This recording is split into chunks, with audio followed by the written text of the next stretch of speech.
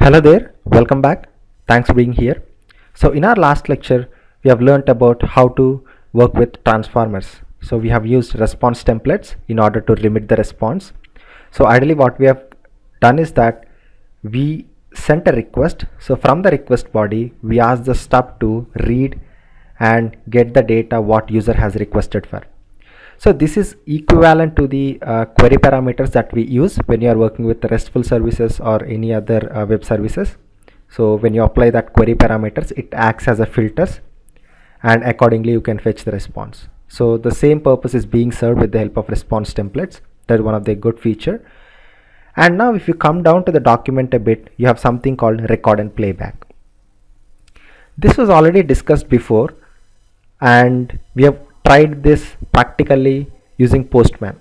So we haven't written any code for it, so we have started the standalone server, and then using a Postman we have hit a particular API by recording the required website or required API in place, and then when we hit the local host, ideally we have heard the response that should be coming from the real API. So if you come down to the document, we already discussed that localhost 8080 slash underscore underscore admin slash recorder is the endpoint. So where you can basically paste the site or API that you wanted to record, and then click the record button, and then you come to your CURL tool or a command line, and then hit that particular endpoint what you would like to work with. And instead of giving the real API, so please do give your local host, because the WireMock is recording and the stub is now available to local host. So now you should ideally be seeing the same response what you expect when you hit the real API. So this was seen via Postman. That is a kind of functional task, but let's learn how to do this programmatically. So in order to do automation, in order to write powerful steps as part of your unit testing or integration testing, so how do you record? So the recording operation itself is an alternative approach of writing the stub. So far we are busy in creating the stub. So we know that we have created a stub for method, and then passing the mapping builders, and we are returning some response with some status code, with some status message. So now when you don't have the control on creation of a stub, what you do? So you basically listen from the response that is given by your real API. So in this case, what you do, you record a particular API, and the transaction is being recorded as a contract, and you keep that in your mappings folder. And rather hitting that real API, if you hit your local host, you tend to hear some response. So let's see how this can be achieved practically. So I have a Maven project created, and let me create a class. So I would name this class as something related to recording. So WireMock recording. So this is my class name. So now you all know that in order to work with WireMock, so we should be importing some package. So let us do that. So I think we need to statically import, because all the methods that are there in that present are static methods. So org dot to make host. So it's better that we copy from their official site, so that makes our life much easier. So this is the import that you need to do that. So let me just copy it here and paste it here. So now, so we should be good in listing this up. And if you look at the documentation, now in this lecture we are going to do a little different. So we are not going to write the stub at all. Rather, we will start recording a site that we would like to work with. So after recording the stub, directly we will write a rest assured test to see whether we are hearing the response or not. So if you just come down to the Java piece of code, how this can be done. So let me just come down. Yeah, this is how. So all you need to do is that just start a WireMock server, and then you just do a start recording operation, and we know that we have to stop. The moment you stop, all the record mappings are placed in our stub mapping. Yeah, let's follow this approach. So what I would do, I would just create a method, public void record. So this method is going to perform the record operation for me. So I'll say wiremark wm equals to new wiremark. I wanted to start this server in port number 8080. And now what I'll do, I'll start this server first. Wiremark.start. Let me just see what is the problem here. I think it should be wiremark server equals to new wiremark server, and then wm dot start and wm dot start recording. So we will record based upon the target based URL. So I have some website, I have an API. So this is a global API. So request response.in. So you have multiple endpoints, list of users, single user, and single user not found, and all that. So as long as I create this particular, as long as I just record this particular API, that's all enough for me. So let me make it HTTP, otherwise we are gonna face some problems. And after recording the site, so we should be stopping the recording as well to make sure that the stubs are successfully stored, and these recordings are stored as a form of snapshot record results. And then if you just use this snapshot record object dot get stub mappings, you are going to have a list of stub mappings. So now let's just print sysout south. So let's just print stub mappings. So I hope this code is understandable. So let me just, in order to make it more readable, so let me just have another method called void setup. I'll just move some part of code there so that we know we are just doing little operations in each and everything. So let me make this as a global variable, public wiremark. So in the setup method, ideally we are just starting the wiremark server. So in the record method, we are basically recording and then we are stopping it as well. So now let me write a test. So public void test.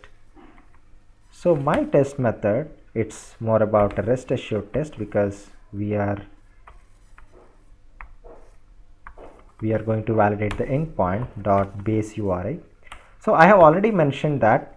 So in order to work with this particular API, since we are already recording this thing, our local host has the knowledge of it. So I would just give http://localhost:8080. This is my base URI, and then rest assured dot, I will write as test bdd test dot log dot all dot when, for a more understanding, when get. So let me just do a response mapping. So we got that value into a response. So response dot pretty print. So this is a test. So I would just map with this attest annotation from JUnit and control, and then just import the testng annotation. So I would just make this as before, and now. So I would call I would call this method as, so maybe for some better understanding, let us just make one method as a test. So what I would do, I would just map this as my test for some time, and then I would call this particular, I would just call my test method here. I don't want to make this at all. So now what I've done, I have a REST assured script. This is ideally testing the request response.in API, and this is the localhost URL, because we know that when we are actually recording a particular site, the knowledge is available to our local site. Now let us see which endpoint you wanted to work with. Say for instance list users. If you go in here, let's say we wanted to work with /API users. So you are already recording this site, so let me just pass the endpoint alone to the script, so that script knows how we are working with. So I am extremely sorry, this should not be here. It should be at the method get. So I hope I made this script very clear. So in order to explain this very well, so initially all you need to do is that just start your WireMock server by creating an object. So the WireMock server would be starting at port number 8080, and with the help of wiremock.start, you ideally start the WireMock server. And then I have a record method. This record method, there is a method called start recording. So we are recording based upon the target URL. So I wanted to record all the transactions for this particular website. So now what ideally happens is that, so after me starting the recording, then I just hit that particular endpoint from this particular URL. So I have lot of different endpoints. If you go here, if you just go back, you have so many endpoints. Like you have an endpoint to get the single user, you have an endpoint to get user not found, you have an endpoint to get create, update, and all that. Now I wanted to just see the list of users. So how do you do that? Like, in order to just check, validate this test case in real time, you basically just pass this as your URL, which is request.reqres.in and slash the end context URL. But since we wanted to work with the stub, we wanted to record the transaction and store that as a stub. So what I'm ideally doing here is that I'm just recording this particular host, and then when I'm testing this method, if you come down, so I am just calling the my base URI, which is my local host. So on top of my local host, I'm just navigating to this particular endpoint API/users. So now the local host is acting as http://request.in for some time, because we are enabled the request recording operation, and I'm just printing the response just to ensure that this is working fine. And what we should do in the sense, after creating particular test, so I'm stopping the recording process, and when I stop the recording process, it is giving me a snapshot record result. So this is of snapshot record result type, which is a class, and from this object I have a method called get stub mappings, and that stub mappings are being stored as a list, and I'm printing that list just for our understanding to see how that works. Ideally, once you stop the recording process, the stub gets stored in a default location under resources and mappings. So make sure in your project you have resources package under which a mapping folder is created. So if you do not have this thing, however your test case passes, still you will have an exception saying that this particular target location is not found, so the stub cannot be generated at that place. So let me just run this particular method, run a record, and now you should be ideally seeing that this gets started. I mean, we have a null pointer exception. Let's see where we have problem here. So we have a problem at line number 29. So we have start recording. So let me just create an object here just to make sure that it is working, and then we just go to the real purpose. So let me just comment out this for some time. Now let me run this test again, and now we should be able to start the WireMock server.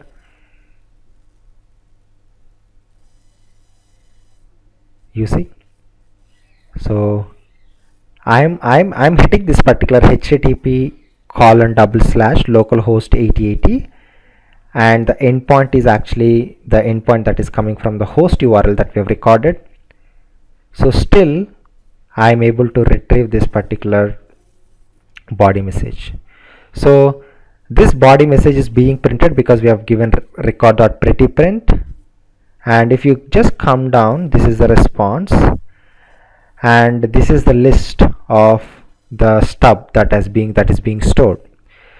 And if I go to this particular directory under mappings, so I have my stub automatically generated for me. So instead of me creating this thing, so the contract has been created by the WireMock after successful recording and stopping the recording.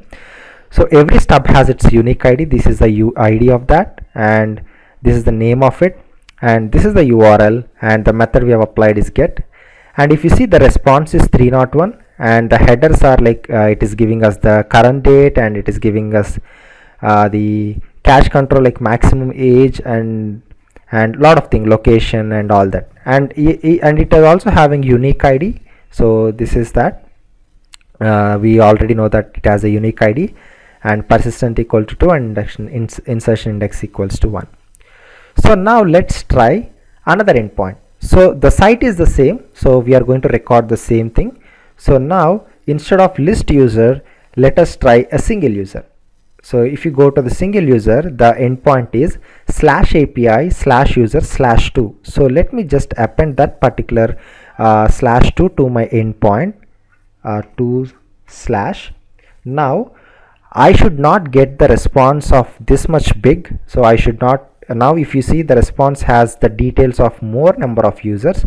So it has page 1 details, and per page it is displaying 6 records. And since we have 2 pages, 12 records are being displayed. So this is the first user data, this is the second user data. Now we are requesting for a particular user data, so we should not be seeing that big response, and we should also see some new stub is creating under mappings directory. So our test is running, and let us check what is the endpoint that we have hit. You see, now the second /2 is being added, and now if you actually look into this thing, so I got very limited response, and this is the stub that got created.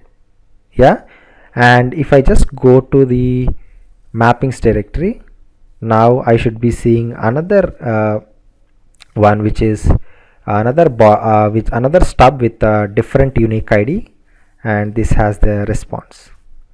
So I hope this is very clear for you guys, because this is how you do recording process, and you get the request and response from different APIs. So instead of writing the stubs, instead of us creating the stub, so there is an alternative. You can record and you can get the stubs written by WireMock and store it for you in a mappings directory. So in our earlier lectures, so we don't have the recording process, rather we were just writing methods using the methods such as stub for, and then here we are just passing the method, and then URL equals to, and then we are passing some URL, and we are testing. So now we don't need to do all this stuff. Rather, if you have a recording mechanism, so everything is done by the WireMock. So this is how you can just store this thing, and now even when you don't have connection established to that site, still you can work with these local stubs for your testing. So this kind of approach is predominantly followed when you don't have a frequent access to a certain external API in your test environment. So what you basically do, you just get the permission once and record the required transaction and keep the stubs in your local, and then you use those stubs to hit hit those things to ensure that your test scripts are going okay. And once the real API is ready, if you go to the higher environments, you point to the real API and test it. So this is how in Agile TDD we prepare with our testing activities before even the development starts, so that the quality improves, and also we can reduce the timelines to a great amount. We can just bring them towards left. So I hope this video is very informative in terms of understanding how to write a record, and also when it is being used and what is the essential use of it.